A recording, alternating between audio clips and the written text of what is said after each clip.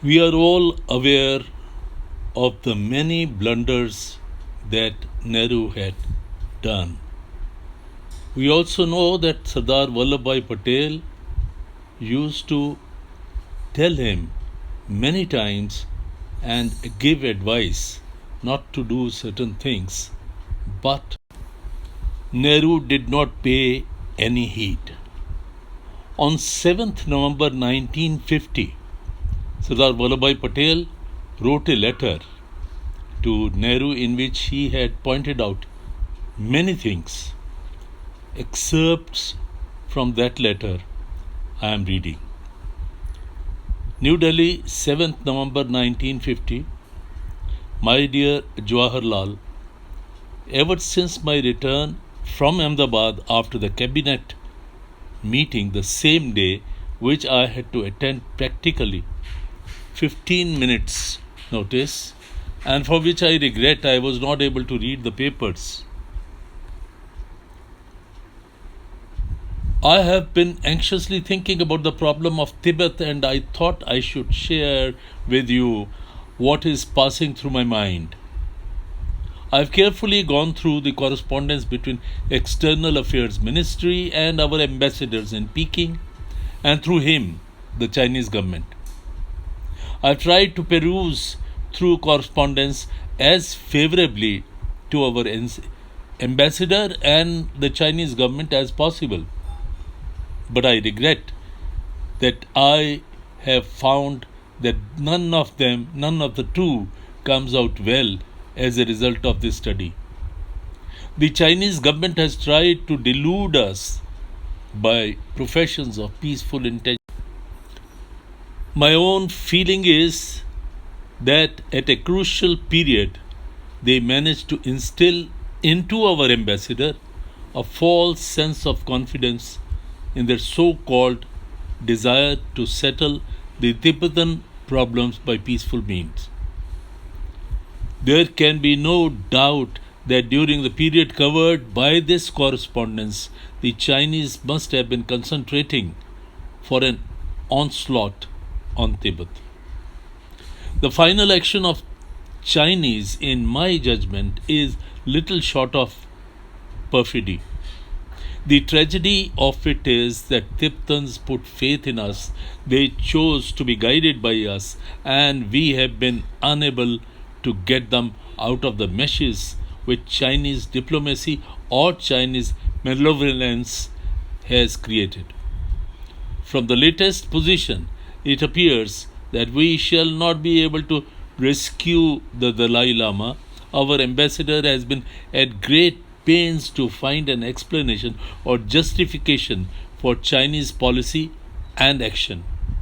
As the External Affairs Ministry remarked in one of the telegrams, there is a lack of firmness and unnecessary apology in one or two representations that our ambassador made to the Chinese government.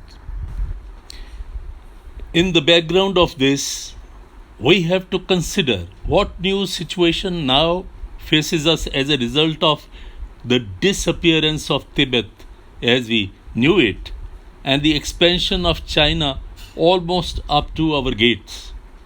Throughout history, we have seldom been worried about our northeast frontier. The Himalayas have been regarded as an impenetrable barrier against any threat from the north. We had friendly Tibet, which gave us no trouble. The Chinese were divided. They had their own domestic problems and never bothered us about frontiers. In 1914, when we entered into convention with Tibet, which was not endorsed by the Chinese, we seem to have regarded Tibetan autonomy as extending to an independent treaty relationship. Presumably, all that we required was Chinese counter signature. The Chinese interpretation of the problem seems to be different. We can therefore safely assume that very soon they will disown all these stipulations which Tibet has entered into with us. We can therefore safely assume that very soon they will disown these stipulations with all these stipulations that throws into the melting pot all frontier and commercial settlements with Tibet on which we have been functioning and acting during the last half a century. China is no longer divided. It is united and strong. All along the Himalayas in the north and northeast, we have on our side the frontier a population ethnologically and culturally not different from Tibetans and Mongoloids. The undefined state of the frontier and the existence on our side of a population with its affinities to Tibetan or Chinese have all elements of the potential trouble between China and ourselves. Let us also consider the political conditions on the potentially troublesome frontier. Our northern and northeastern approaches consist of Nepal, Bhutan, Sikkim, the Darjeeling area, and tribal areas in Assam. From the point of view of communication, there are weak spots. Continuous defensive lines do not exist. This is almost an unlimited scope for infiltration.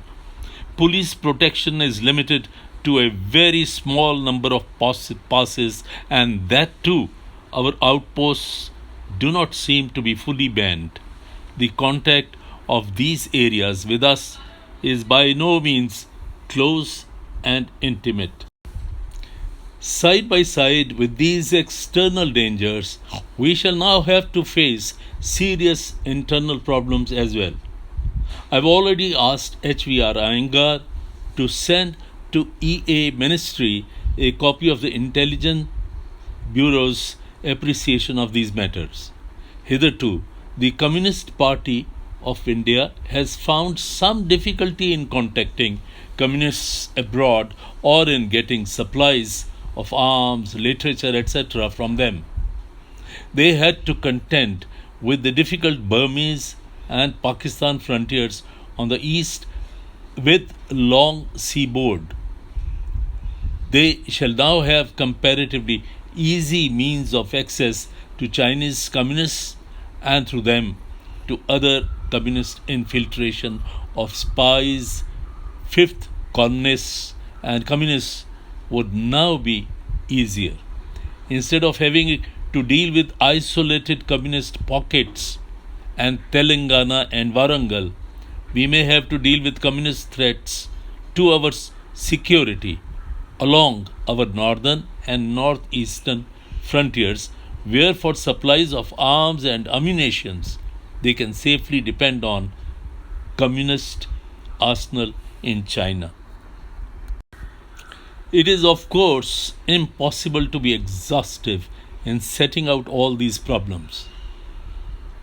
However, I am giving below some of the problems which in my opinion require early solutions and round which we have to build our administrative and military policies and measures to implement them.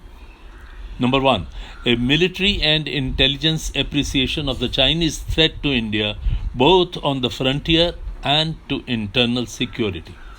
Number 2, an examination of military position and such redisposition of our Indian forces as might be necessary. An appraisement of the strength of our forces and, if necessary, reconsideration of our retrenchment plans to the army in the light of new threat. Number 4, the question of Chinese entry into UN in view of the rebuff which China has given us and the method which it has followed in dealing with Tibet. I am doubtful whether we can advocate its claim any longer. Number 5, the political and administrative steps which we should take to strengthen our northern and northeastern frontier. we would include the whole of border, that is, Nepal, Bhutan, Sikkim, Darjeeling, and tribal territory of Assam. Number 6. Measures of internal security in the border areas as well as in the states flanking those areas such as UP, Bihar, Bengal, and Assam. Number 7. Improvement of our communication, road, rail, air, and wireless in these areas and with frontier outposts. And lastly, the policies in regard to McMahon Line. Now, these were the questions which Sardar Vallabhbhai took up with Nehru seriously and also tried to follow these. But of course, we know to no avail.